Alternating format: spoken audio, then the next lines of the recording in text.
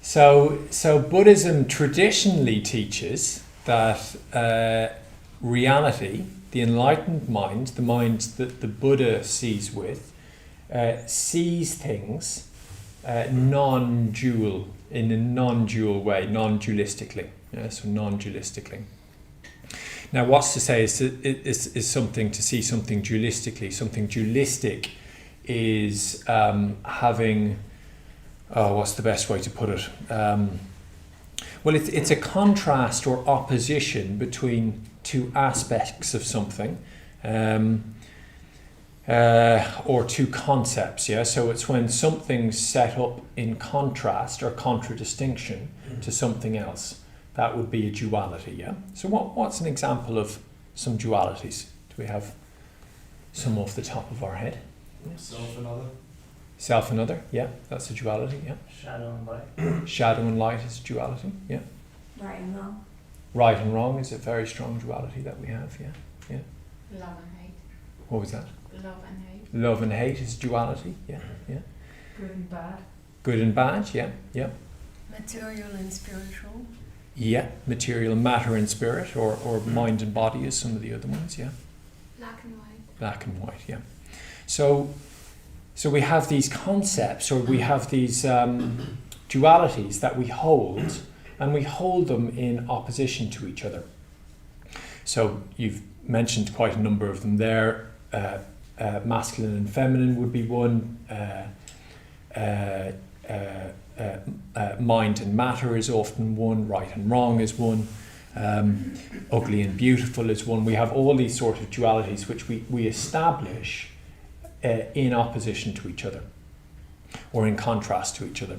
Now, what Buddhism says, particularly what Mahayana Buddhism says, is that those dualities are basically not ultimate. They don't exist in reality. And I was trying to think today, okay, well, what's there to say about that? And I don't know. So I was thinking, how about I could bring it onto a little further down onto our own level.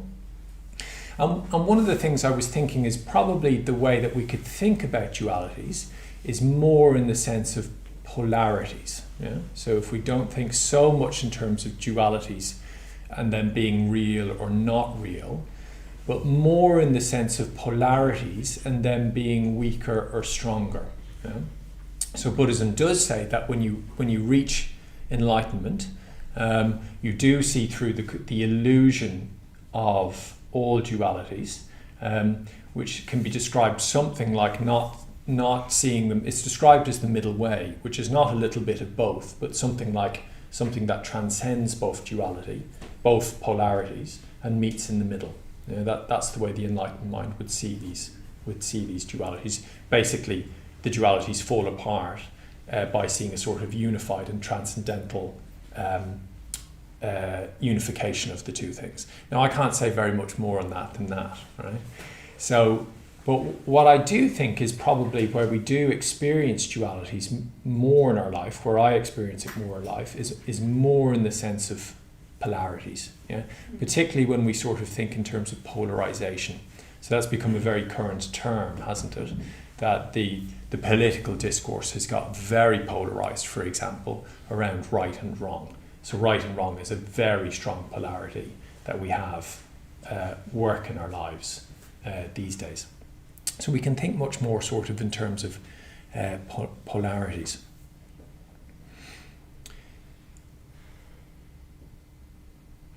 Now we know when we're in the grip of a polarity, don't we? We can polarize very quickly around anything. And that's not necessarily just in our views, but sort of in how we are as well. Yeah. So people currently, the tendency is very strongly to polarize around right or wrong, and we can have a very tight and extreme grasping to what we believe is right and wrong in a situation. Now, what Bhante says about this, Bhante Sangharakshita says, is that about basically what happens with polarization, which in Buddhism we probably just would describe as gripping to views. Yeah, when we grip to a view, particularly in the sense of right and wrong, we hold very, very tightly to what it is that we think it's right. And what Buddhism says is that actually a right view, or a view that's skillful and positive according to Buddhism, when gripped too tightly, i.e. when it becomes a polarity, actually becomes a wrong view. So in Buddhism, right view is there to help us sort of see through to this transcendental reality where we don't experience dualities anymore, including in dualities in right and wrong actually. But what it's there to do is help us to get to that point. So we use dualities to get to this point of non-duality. Now I'll say a little bit more about that in the second half, so we don't need to worry about it too much right now. But what happens when we grip very strongly to right is we also get a very, very strong sense of what's wrong. Now Buddhism says this then becomes a wrong view because we tighten and we polarize and divide over what we believe is right and what we believe is wrong, which creates anxiety and sort of tension.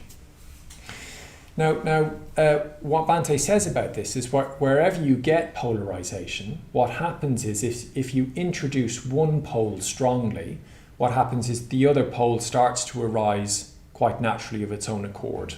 Yeah? So the presence of either pole in a polarization gives rise to the opposite pole. So if, say, for example, we have a very, very strong concept of right, we'll have a very, very strong concept of what's wrong as well. Another example of this is that, well, at the LBC, some of you will know, for example, that we work along the single-sex principle. Now, what that idea is there for is actually to try to break through this polarization of masculine and feminine. Yeah? So the Buddha's enlightenment experience is said to be spiritually androgynous, yeah? Which is that it's transcended the masculine or the feminine state and unified those states at something higher and in the middle, yeah? Which isn't a bit of both, by the way. Sometimes people think spiritual androgyny is a little bit of masculinity and a little bit of femininity all sort of mixed in. But it's not a sort of meeting in the halfway. It's a transcending both of those things and unifying them on a higher level. Yeah? So the aim of Buddhism has always to become more angelic in that sense. The angels are said to be spiritually androgynous, yeah? neither male nor female, but transcending the two. So one of the things that the London Buddhist Centre, and in fact Triratna generally, has always looked to do is to try and promote situations whereby we can get closer to this ideal of spiritual androgyny, which is where we've taken ourselves out of the polarization of male and female. So you know contexts, for example, that are very polarized sexually. You get very, very masculine men, for example, and then very, very feminine women. And those poles reinforce themselves. You know, they sort of, as soon as you get one strong expression of that pole, you tend to get the other side of that pole becomes very strong as well. So one of the things that we do, for example, at the London Buddhist Centre is we have the single-sex principle.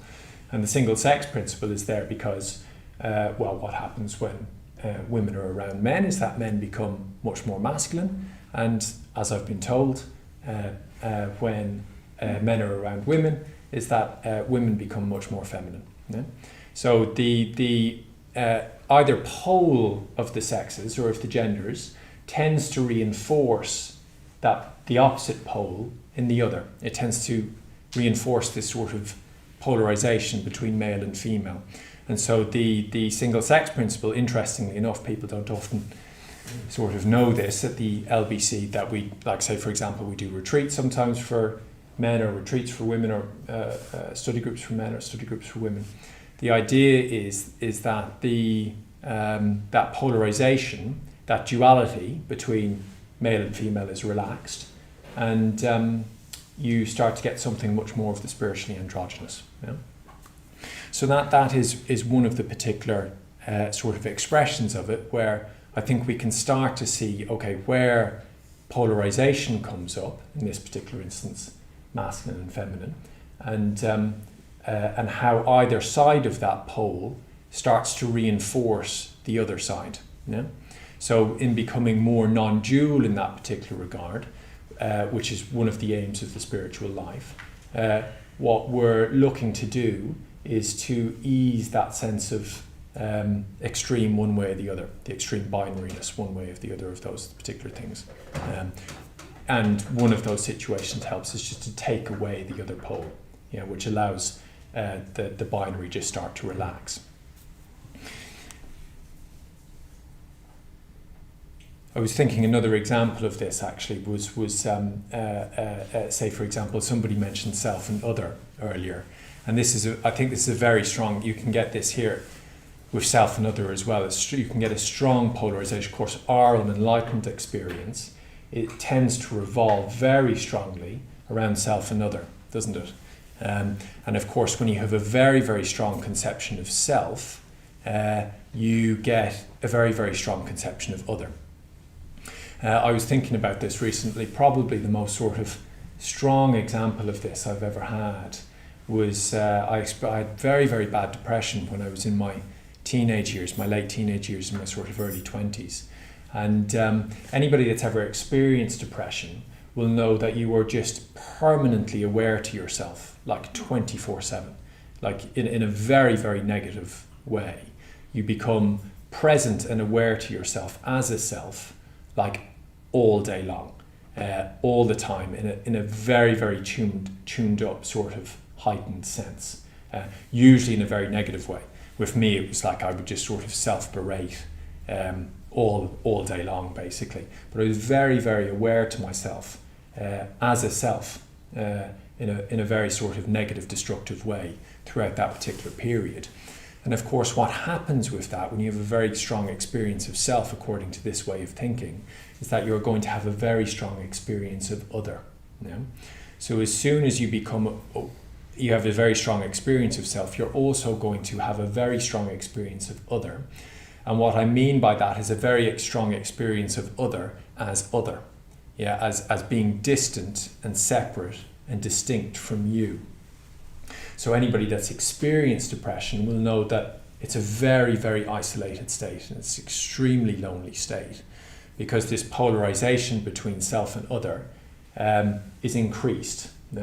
So the more that we experience ourselves as a separate and distinct self, the more that we experience others in that particular way as well.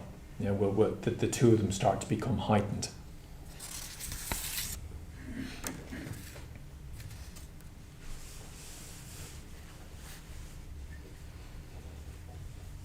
So what I do is I thought, okay, well maybe why don't we just discuss that for a moment just between ourselves, What's that particular, can we clock this particular experience of poles when they become present to us, that they become more extreme as one starts to sort of establish itself, particularly in this sense. Maybe we could look at this sense of self and other.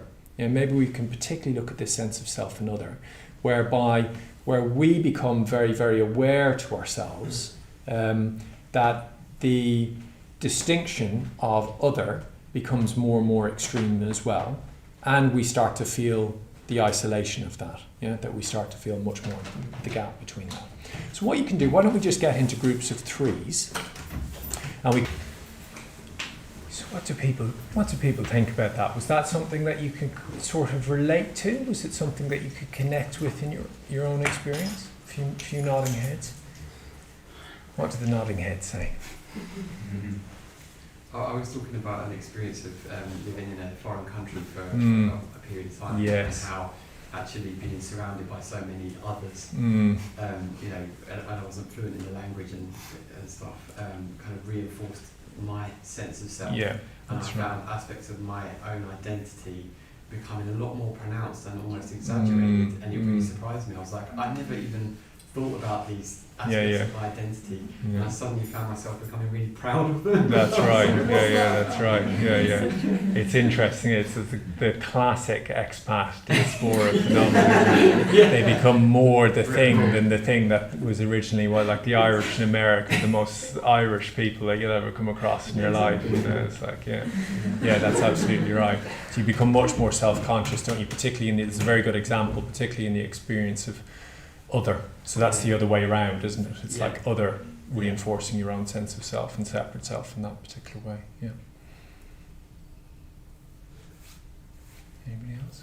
I think it's the balance for me between my introverted side and my extroverted side. So I feel like I need to energize both in proportion in different seasons. Because if I do one thing for too long, I start getting depressed. Right? I can't be around people for too long because then I become them. I can't be around myself for too long because then I start losing my self-identity. So I'm still trying to find a balance between those two. Yes. Yeah. It's a good point. I'm not quite connecting. Could you connect it a little bit more with the sort of self and other thing? I sort of get what you're saying, but... Yeah, I think the introverted bit would be the self side, Mm. and the other side would be the extroverted bit. Yes, yeah. Yes, that's right. It might connect with something I'm going to say in a bit, actually, but yeah, maybe I might come back to that. Yeah, definitely, yeah. Anybody else? Yeah. We were talking about the whole range of discomforts around feeling embarrassed or guilty or like having a crush on someone and then becoming really aware of oneself in an uncomfortable way that can kind of like in illusion it's pleasant but actually it's quite unpleasant. Yes. So self-conscious. That's right. So other becomes a very, particularly falling in love, other becomes a very strong polarization, doesn't it? Where it's like the other, a lot then gets put on the other, and your sort of slight feeling of emptiness becomes very sort of strong in that regard. There's a sense of lack or something. You become very, very aware of yourself when you're falling in love, don't you? And very, very aware of this other person. And there's a strong gulf between the two of you, which you want to sort of close, don't you? So yeah, that's a very good example as well. I think for me it's sort of all or nothing. It's always been that. It's either do everything or procrastinate and do absolutely nothing. There's no grey area, no middle ground, struggling with that set for other. So I wonder if that's something, and we'll move on now as well, but I wonder if that's something like the polarity between success and failure, which can be a very strong one as well. If we've got a very, very strong sense of success and what success looks like, we're going to feel failure very much as failure in that particular way. Yeah. So there's very little grades in between. That's what happens when we polarize. Now I was thinking, particularly in this, say regarding this whole thing of self and other, is that this whole thing, say for example, if depression is an extremely strong experience of self and therefore of other, that what we're trying to do with the metta bhavana, what we describe as something like self-metta, my experience of it has often been that it's more like it's self-forgetting. Yeah?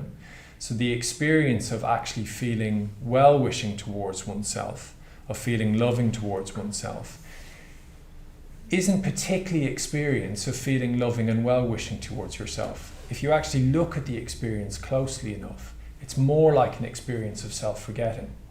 Like when we're sort of happy and confident and doing well and feeling connected with others, we're not particularly sort of aware of ourselves in which to be able to sort of send love or affection to ourselves. You could describe it as that, but actually what it's much closer to is that you've just faded into the background. It's like you're just not so aware of yourself anymore, neither in a particularly positive sense or in a negative sense. Like if you're very, very aware of yourself in a positive sense, i.e. you're elated or inflated, that just comes back down. Yeah, so that you can have a very superficially positive experience of yourself in an inflated sense and still have a very, very strong experience of other. But we're not really talking about that with metta. With metta, what we generally do if we're starting to feel mettaful towards ourselves is that we stop tripping ourselves up all the time. We're not second guessing ourselves, we're not particularly aware of ourselves in a situation, we're just that polarity between self and other has started to sort of diffuse, particularly with this experience of sort of love and connection and well-wishing, in which you're not particularly there, and in very strong states of metta, the other's not particularly there very strongly either. You're sort of in some sort of in-between place that sort of seems to transcend the two of you and meet in the middle, where you're not particularly aware of yourself and they're not particularly aware of them, and you're not particularly aware of them as a them, if you get me. Now, we call that self-metta, but actually my own experience, my own feeling of it is just that it's much more closer to self-forgetting. And as I've become sort of happier, more metaful and more confident as the years have gone on, as I've practiced, it's mostly because I've just sort of faded into the background. I'm not that bothered as much as I was. Of course, I'm still bothered, but I'm just not that bothered as much as I was before. Sometimes when people have a very, very bad relationship with themselves, it's more like they're just too present to themselves. The problem is one of self obsession, oftentimes, more than anything else.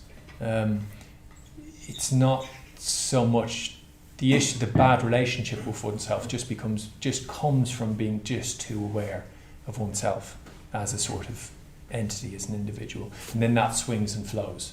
What you get from that is usually a merry-go-round of doing really well. One day I'm fantastic, I'm wonderful, I'm at the top of the world, and then the other day, of course, that has a ping-pong effect where we're horrendous and horrible and doing awful. The unifying effect of both of those experiences is that you are there very strongly in both of them, and the key to transcending them is just that you stop being there so much. Yeah? So what I thought we could do was a little metta bhavana, and we can come back. We'll come back to this topic in the second half again, and we'll look at it again. But why don't we do that? We'll set up for a metta bhavana.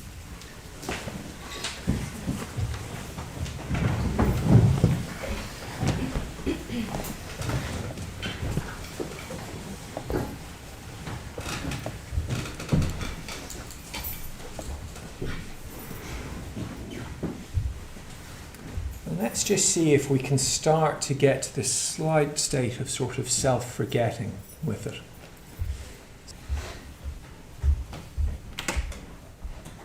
Okay, so we might have people just trickle in a bit more.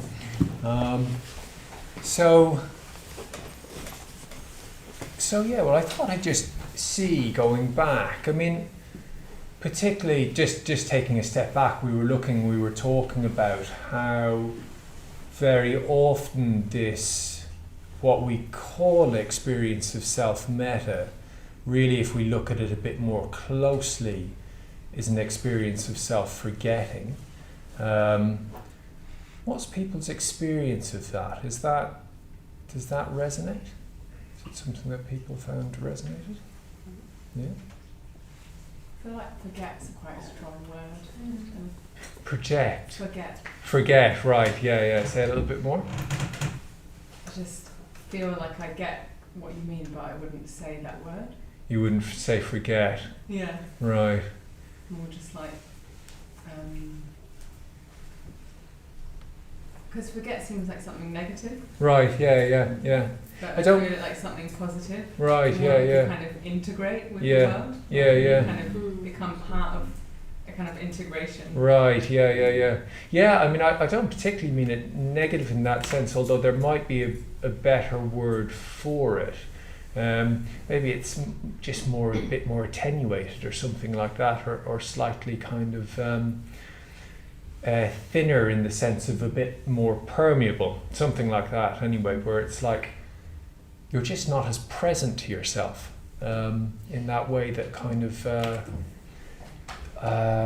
has that sort of roller coaster effect, where you're sort of very present to yourself a lot of the time. You do just go through that roller coaster of kind of elation and then despair. That's been my experience particularly. But yeah, there might be a more positive term you could get. And removing yourself as well. If you're depressed, kind of removing yourself from like wider society. Right, exactly. Yeah, that's right. Yeah.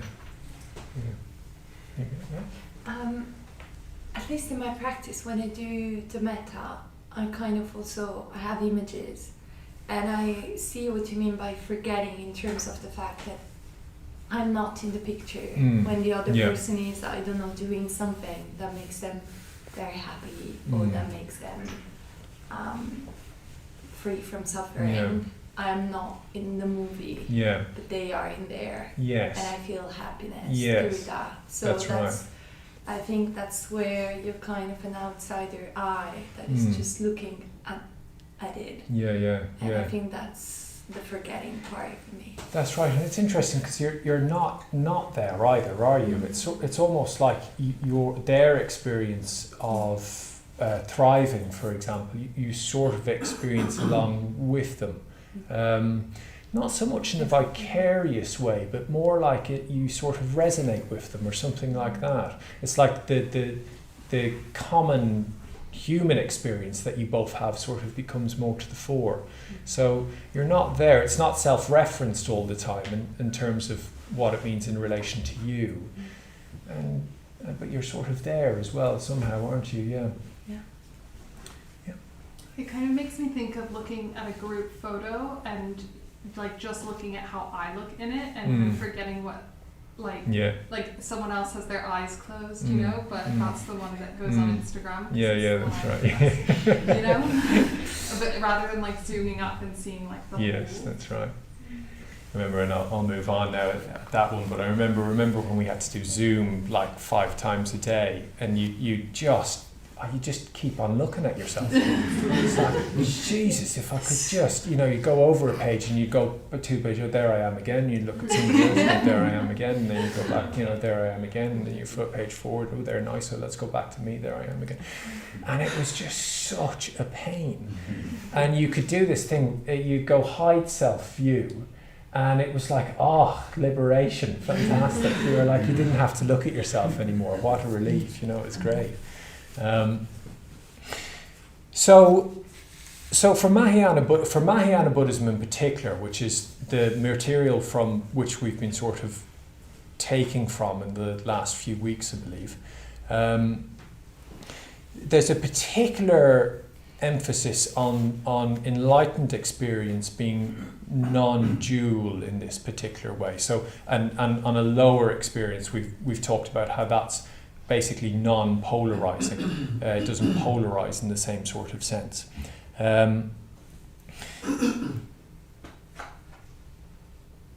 What do I want to say about that? Now, this goes all the way up to and including the duality, the non-duality of enlightened experience and non-enlightened experience. Yeah. So, Samsara and Nirvana.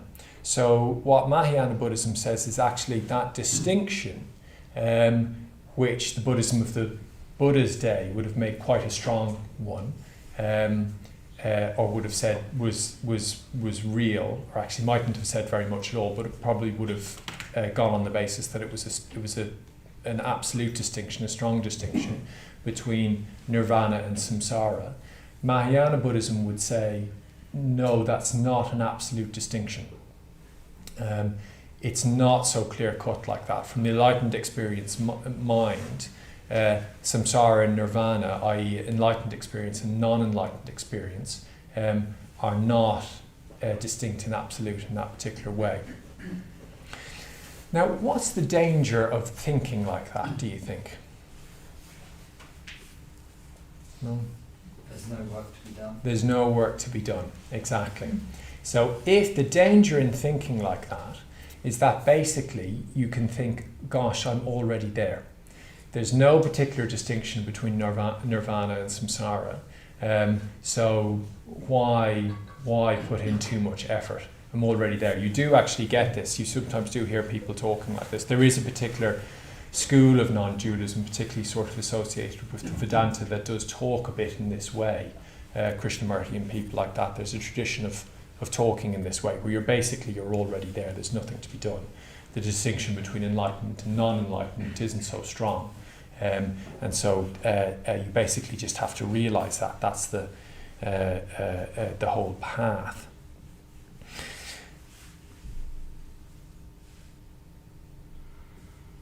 Now, what Mahayana Buddhism would say is that actually, yes, okay, the distinction is not absolute, particularly from the perspective of the enlightened mind. But the only way that you can get to that point, realizing that point, is through practice. Yeah? So the only way that you can get to that point is actually treating samsara and nirvana as distinct, as separate.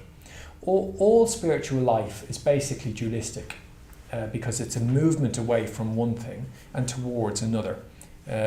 Buddhism has always had a practical dualism in this particular regard, in regarding nirvana and samsara. It takes them as practically distinct, absolutely distinct, separate things. Now, what the Theravada says, the Buddhism that goes all the way back to the Buddha, started with the Buddha, is that say, look, practice and then you'll find out. So use this dualistic approach of moving away from samsara and towards nirvana. And eventually when you become enlightened, well, sure you'll see. It may be dual, it may be non-dual.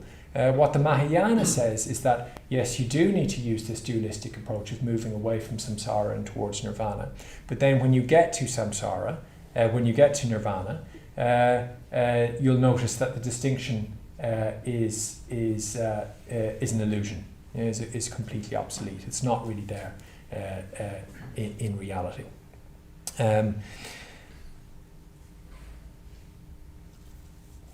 But you could say then from the non-dual perspective that spiritual life is basically based on an illusion, is based on the illusion that you, the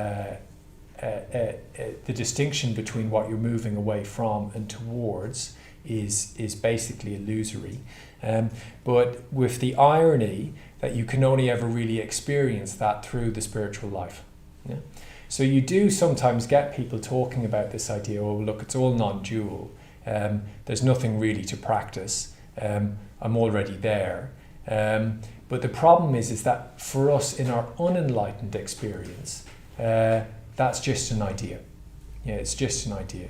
The only way that you can actually get an experience with that is actually working through dualistically. You can take this, for example, in terms of, like, say, for example, self and other as well. That the spiritual life starts on the basis of an experience of self, of actually looking at yourself. So the Buddha, when he taught, for example, if you look at the Pali Canon, so the whole sort of written recordings of the Buddha's teaching, taught mostly about self.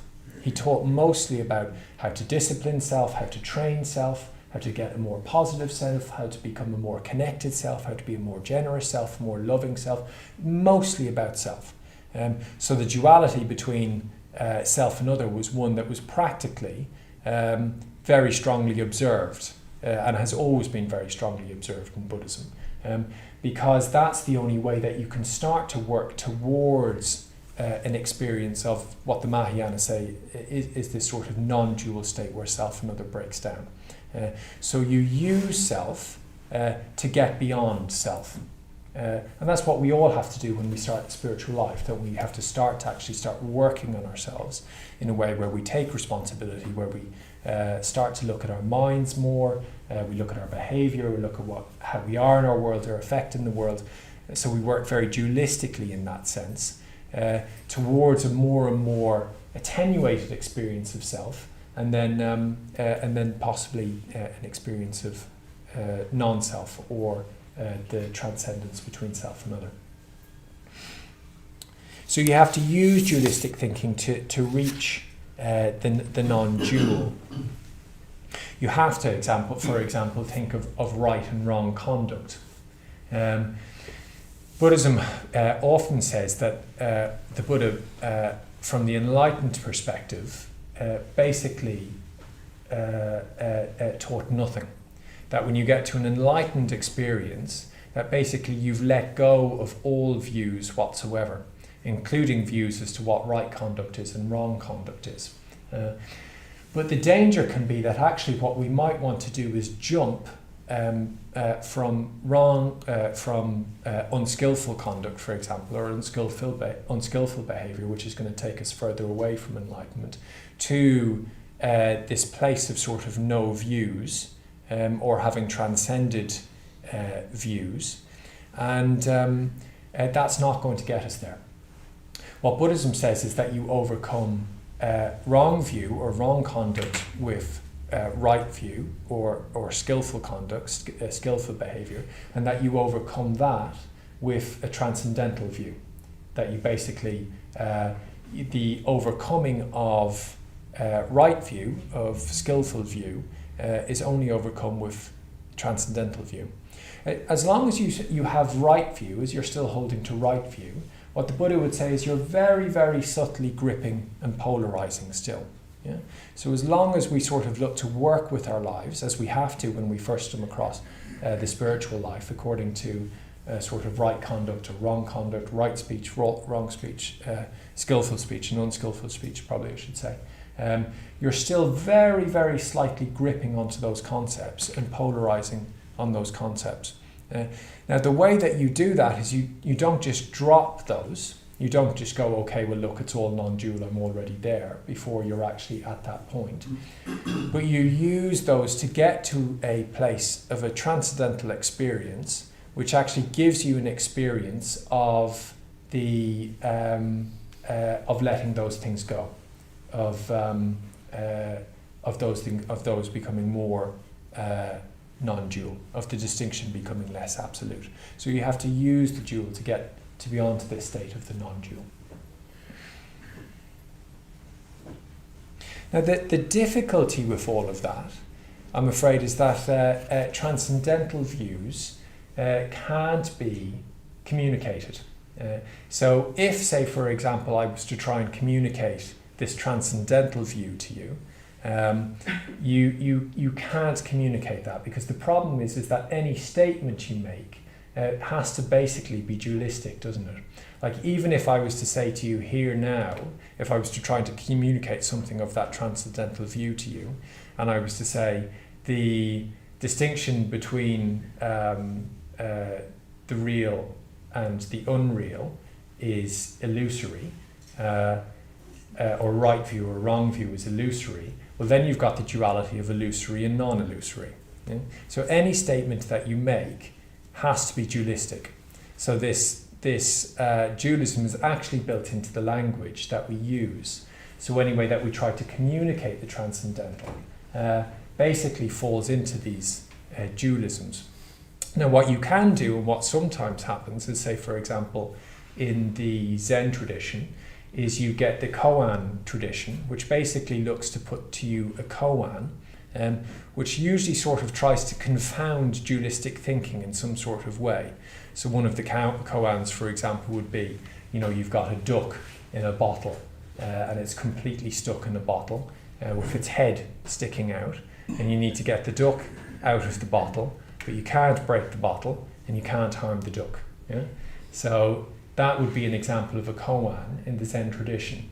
And the idea is that basically you use dualistic thinking to sort of confound itself, and then hopefully what arises from that is some sort of transcendental experience in which you get a sense of the solution to that koan, which will hopefully break down dualistic thinking. That's the idea. So all you can ever do is sort of set up the conditions in which you can have that transcendental experience, but you can't ever communicate it. You can't ever communicate it directly, because dualism is very strongly built into language.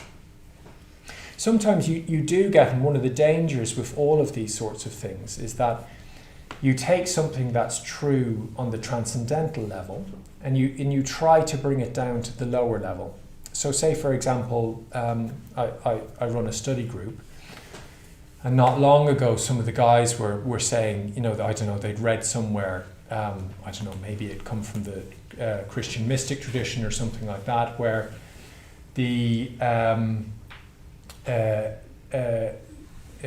that basically all things were okay, that everything that happened, irrespective of whether it was pleasurable or painful or positive or negative or whatever it might be, things were thoroughly okay in their deepest nature. Now that can be a sort of mystical experience that one can have, You can have those sorts of experiences. Sometimes it's funny. I mean, people sometimes have them when their back is really up against the wall. Like I've had this sort of experience in my life as well, sometimes where I'm really up against things.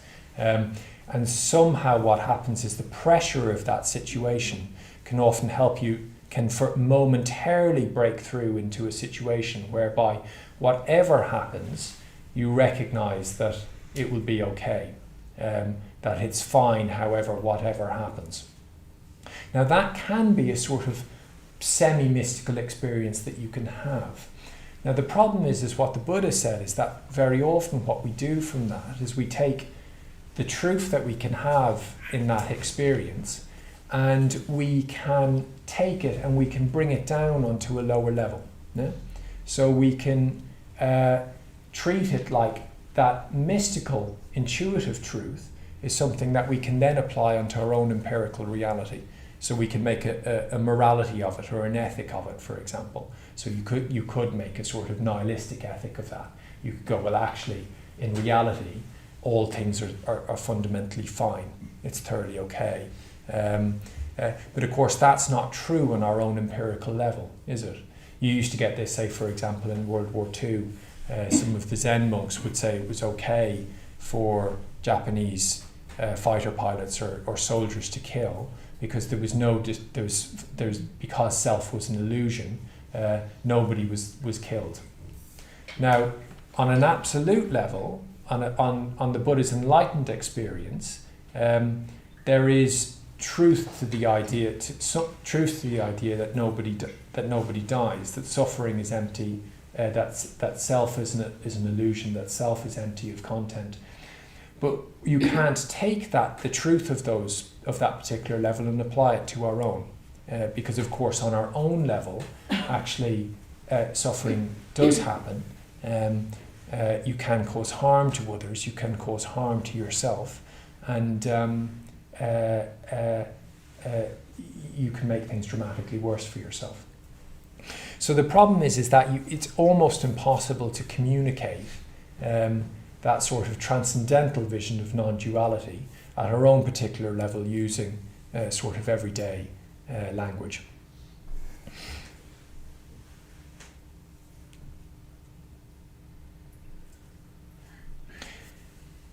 So maybe I can just slightly sort of recap, and we might just do a little bit of meditation because this stuff is pretty dense stuff, isn't it?